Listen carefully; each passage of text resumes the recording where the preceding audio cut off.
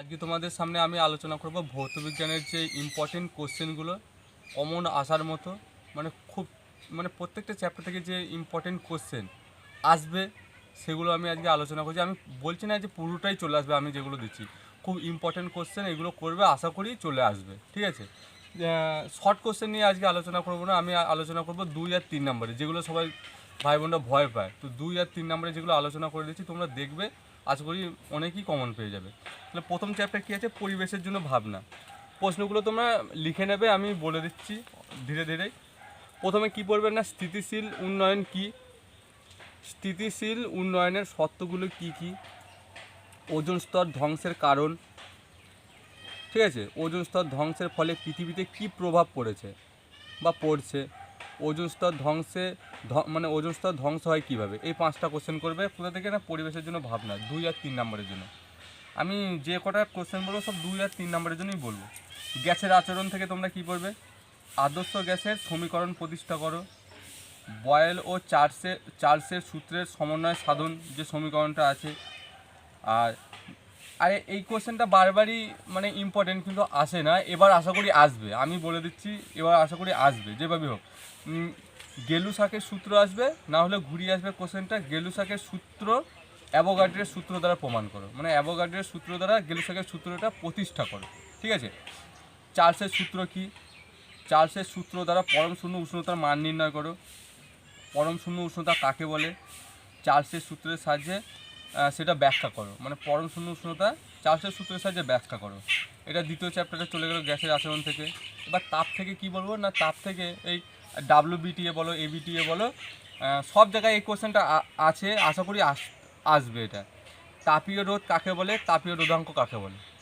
তোমরা ভিডিওটা পজ করে তোমরা লিখে নেবে কোশ্চেনগুলো, এগুলোই তোমরা প্র্যাকটিস করো ভৌতবিজ্ঞানের জন্য, দেখবে আমি বলছি চলে আসবে। তারপরে কঠিনের আয়তন প্রসারণ গুণাঙ্ক কাকে বলে, দৈর্ঘ্য প্রসারণ গুণাঙ্ক কাকে বলে, ক্ষেত্র প্রসারণ গুণাঙ্ক কাকে বলে, এটা পড়বে। তরলের আপাত ও প্রকৃত প্রসারণ গুণাঙ্ক বলতে কী বোঝো, তাপ থেকে এই দুটো পড়বে। ঠিক আছে, আর আলো থেকে কিছু কোশ্চেন আছে, প্রতিসরণের সূত্র, প্রতিফলনের সূত্র, এগুলো তোমরা করলে এখান থেকে যে ম্যাথগুলো আছে সেগুলো আমি পরের ভিডিওতে আনবো। এই আলো চ্যাপ্টার আর তোমার তড়িতের চ্যাপ্টার থেকে আমি অঙ্কগুলো পরের দিন করব। ঠিক আছে, চ্যানেলটা যদি সাবস্ক্রাইব করা না থাকে তোমরা করে নেবে, প্রত্যেক দিন আমি আপডেট দেবো। আলো থেকে তাহলে কিছু বললাম না। আর যে আরেকটা জিনিস বলে রাখি, আলো থেকে যে তোমরা সেই উত্তর লেন্স অবতল লেন্স তোমরা যে ছবিগুলো আসবে তোমাদের, তো তোমরা তীরচিহ্ন করে দেখাবে কিন্তু, হ্যাঁ, না হলে কিন্তু নাম্বার কেটে নেবে। মাধ্যমিকের পরীক্ষার নাম্বার হচ্ছে পার্ট অনুযায়ী দেয়, এটা ভালো কথা বলছি, তোমরা শুনো। আর তড়িৎ থেকে কী পড়বে, আমি বললাম তো তড়িতের অঙ্ক করাবো পরের দিন। এই ফ্যান আর বাল্বের যে অঙ্কগুলো হয় না, এবার দেখবে তোমাদের এটাই আসবে, এত ওয়াটের পাখা চলছে, এত ওয়াটের বাল্ব জ্বলছে, এই অঙ্কগুলো এবার দেবে, আমি পরের দিন বলবো। আচ্ছা, তড়িৎ চ্যাপ্টার থেকে কী কী, ওহমের সূত্রটি বিবৃত করো, এটা এবার আসবেই। অথবা ওহমের সূত্র থেকে রোদের সংজ্ঞা কীভাবে পাওয়া যায়, ফ্যারাডের সূত্র, লেঞ্জের সূত্র, অ্যাম্পিয়ারের সন্তরণ সূত্র, ফ্লেমিংয়ের বামহস্ত সূত্র, জুলের সূত্র, এই তড়িৎ চ্যাপ্টার থেকে শুধু তোমরা সূত্রগুলো পড়বে ভালো করে। ঠিক আছে, অঙ্ক আসবে, অঙ্ক আমি করিয়ে দেবো পরের দিন। আচ্ছা, জুলের সূত্রটা আরেকবার ঘুরিয়ে আসতে পারে। জুলের সূত্র এমনি পড়লে, এবার জুলের সূত্র থেকে আরেক টাইপের কোশ্চেন হতে পারে কি না, কার্য ও শক্তির ধারণা থেকে জুলের সূত্র প্রতিষ্ঠা করো। কার্য ও শক্তির ধারণা থেকে কী করো না, জুলের সূত্র প্রতিষ্ঠা করো। তারপরে তড়িৎ চালক বল ও বিভব প্রভেদের পার্থক্য লেখো, ব্যাস চলে গেল তাহলে তড়িৎ চ্যাপ্টার থেকে।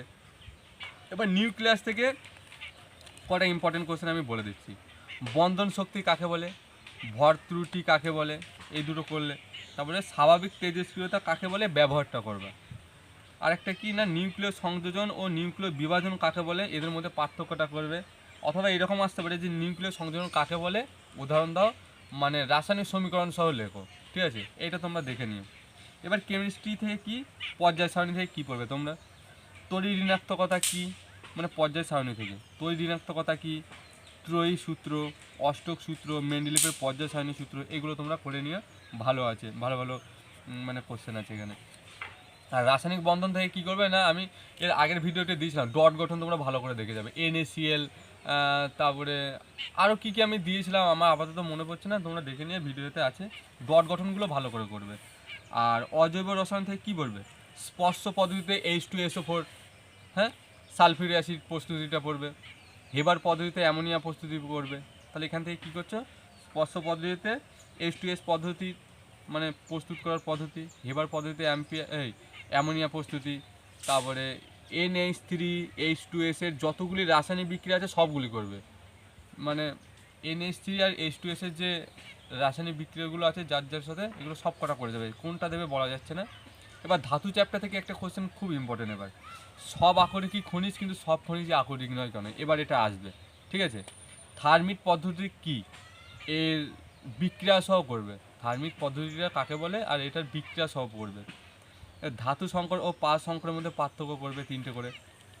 এবার জৈব রসায়ন থেকে কী করবে না, ক্যাটিনেশন ধর্ম বলতে কী বোঝো, তারপরে সমবয়বতা কি, আর সমবয়বতা কয় প্রকার ও কী কী, সম্পৃক্ত ও অসম্পৃক্ত যৌগ হিসাবে ইথিলিন ও অ্যাসিটিলিনের সাথে ব্রোমিনের বিক্রিয়া, এটা করলে। তারপরে সমগণীয় শ্রেণী কি, এলপিজি ও সিএনজি গ্যাসের কি উৎস ব্যবহারটা করবে। তারপরে একটা কোশ্চেন আসছে, এটা দেখছি আমি, বায়োডিগ্রেডেবল পলিমারের উদাহরণ, ঠিক আছে, কৃত্রিম ও প্রাকৃতিকভাবে যে উদাহরণগুলো দেওয়া আছে সেগুলো তোমরা খেয়াল করবে, বায়োডিগ্রেডেবলের পলিমারের যে উদাহরণগুলো আছে। তারপরে পিভিসি এর পুরো নাম কি, পিভিসি, টেফলন ও পলিথিন, এদের মনোমার ও ব্যবহারগুলো ভালো করে করবে, হ্যাঁ। এবার আরেকটা কোশ্চেন, পলিথিনের ক্ষেত্রে পলিমারাইজেশন শর্ত সমীকরণ সহ করবে। এটা জৈব অযৌগের মধ্যে পার্থক্য, জৈব ও অজৈব যৌগের মধ্যে পার্থক্য করবে, ঠিক আছে।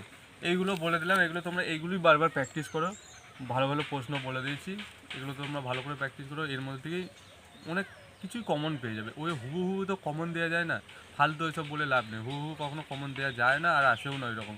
যেগুলো দিলাম এগুলো তোমরা ভালো করে প্র্যাকটিস করো, তবে আশা করি তোমরা পেয়ে যাবে 2 আর 3 নাম্বারের জন্য। শর্ট কোশ্চেনের জন্য আমি কিছু বললাম না। আরেকটা জিনিস আমি বলবো, তোমরা অনেকজনের ভুল করো, এর আগের ভিডিওতে আমরা বলেছিলাম, ঠিক আছে। দেখো